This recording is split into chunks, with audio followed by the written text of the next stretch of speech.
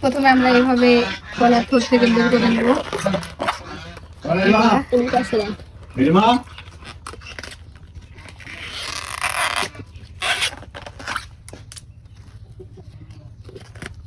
তারপরেও এটা যে কুটে রান্না করব তা না, এটাও আবার পরিষ্কার করা লাগবে। এই তো এগুলো আমাদেরকে এভাবে এরকম একটা শক্ত জিনিস থাকে, এটা বের করতে হবে, আর এই যে এটা বের করতে হবে, ফেলে দিয়ে তারপরে এটা কুটার প্রসেসিং এ যাবে, তারপরে আমরা কুটে রান্না করব। সব অনেকেই জানে না এটা কিভাবে বাছাই করতে হয়, এই দুইটা ফেলে দিতে হয়, নাহলে খাওয়া যায় না, তেতো লাগে, আবার হচ্ছে কুটার সময় ঝামেলা হয়।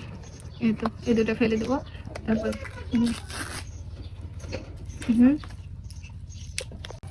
এই তো এগুলো বের হয়েছে, এগুলো এখন ফেলে দিতে হবে।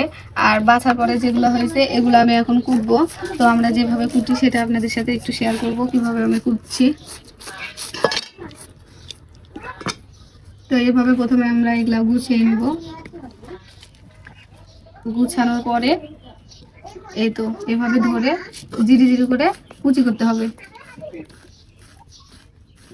বটিতে ধার নাই, মোটা মোটা হচ্ছে, আসলে যাই যেমন করে কুটতে পারে। তো এইভাবে কুটা হয়ে গেলে তারপর আমরা রান্না করবো।